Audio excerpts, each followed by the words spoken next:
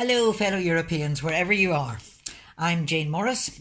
Today is May 9th, and it's the first Europe Day without the United Kingdom in almost 50 years. That's why I decided on this day to launch my first in a series of podcasts mainly about Europe. I want to begin by telling you a little about myself and why being part of Europe means so much to me. I'm from Northern Ireland, and I was born in Belfast before the Troubles started. That's the name used to describe the 30-year conflict in this country. I studied European Studies at Ulster University, won a scholarship to the European Commission in 1980 and stayed in Brussels for 6 years, working as a journalist covering EU affairs. I went back home to Belfast in 1986 to work for the BBC, and after 5 years as a reporter, I moved on to work as an EC representative to Northern Ireland. It was then that I helped initiate the first ever EU peace programme. I then got into politics as a founder member of the Northern Ireland Women's Coalition, which was involved in the Good Friday peace negotiations. I was elected to the new Northern Ireland Assembly in 1998, just after the negotiations, and I became Deputy Speaker in 2000. After my time in politics, I became more involved in EU affairs as a member of the Civic Forum of Europe, known as the European Economic and Social Committee. My specialist subject has always been peace building, and I've been on several missions working on this in Afghanistan, the Lebanon, Turkey and Cyprus. Given my background, it won't surprise you to know that the best day of my career was the day we voted yes to the Good Friday Agreement. The worst day was the day we voted no to the UK in Europe. I firmly believe that we don't know nearly enough about all the good that the EU has done in Northern Ireland and beyond. That's what this podcast is all about, showing the good side of Europe. Let me tell you the first of many stories to come. It's about the day the EC President Jacques Delors came for his first ever visit to Northern Ireland. That visit was worth €2 billion, and this is how it all started. The day the President of the European Commission, Jacques Delors, came knocking on the door of Northern Ireland in December 1992, it set the stage for the EU to make peace a priority in its relations with the British Irish Isles. Delors was the first EC president to visit, and his mission was very clear. He came in the midst of the conflict to listen and learn from people on the ground to find out how the EU could support their efforts to achieve peace. As the head of the European Commission office in Northern Ireland at the time, I was the president's bag carrier for the trip. A few months before the visit, the building which housed the EC office in Belfast was hit by a bomb from the street below. The EC president was visibly shocked to see boarded up windows, police body searches, army checkpoints and many other all too familiar features of the sorry aftermath of Belfast bombings. Travelling by army helicopter, Delors spent 2 days in discussion with church leaders, elected representatives, victims groups, ex-offenders and many other business, trade union, voluntary sector and grassroots civil society organisations who were actively searching for solutions to the conflict. Delors was visibly touched. He was even moved by these testimonies and hugely impressed by the courage and the resilience of the people he met.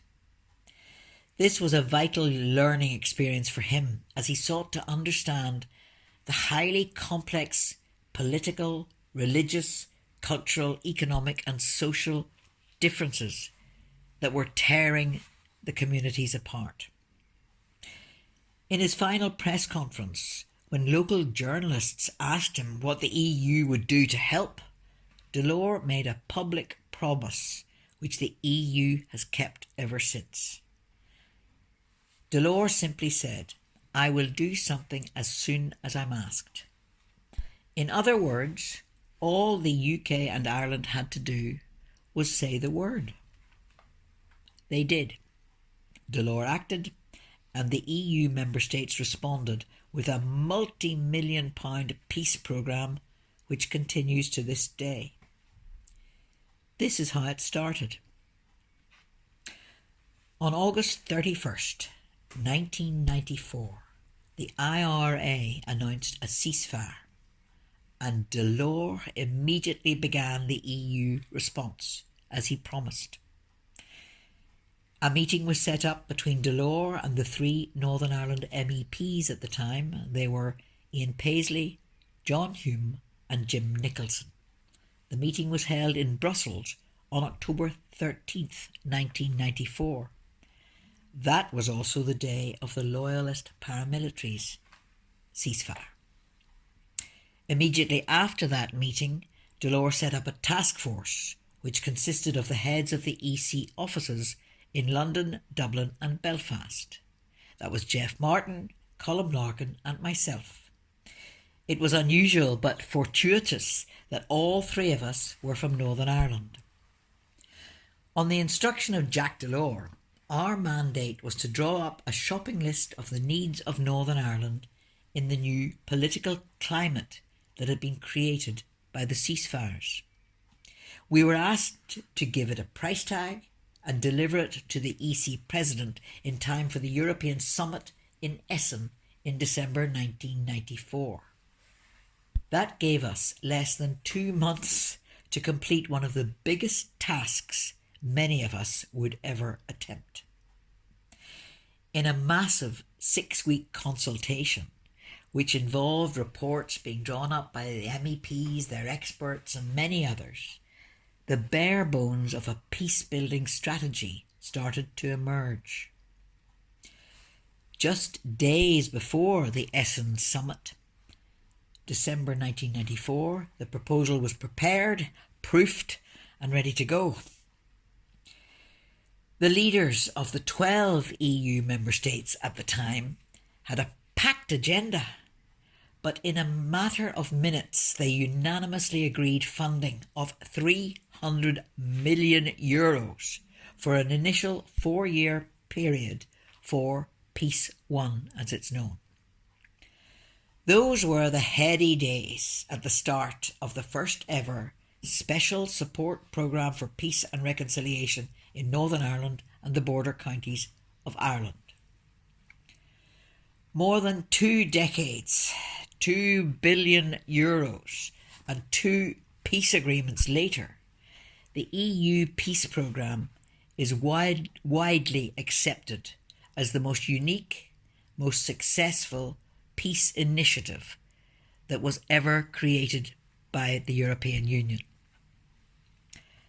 As for Jacques Delors, he left his office as President of the Commission just at the end of December 1994. So this was the last thing he did as President of the EC. And he was without doubt the greatest ever European Unionist.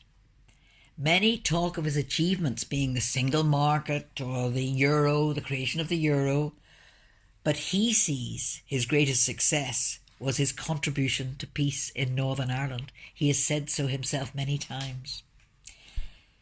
Many people still remember very fondly his visit back in 1992, which led to undoubtedly the greatest legacy Delors could leave. He gave us not only the confidence to believe it was wrong to hate and right to work for equality, for mutual respect and for cross-community and cross-border reconciliation, but he gave us also the means to achieve it through the EU peace programme, and that was moving us towards the dream of peace. That dream has been a reality since the Good Friday Agreement almost 3 decades ago. Peace, not yet perfect, has been dropping slow ever since.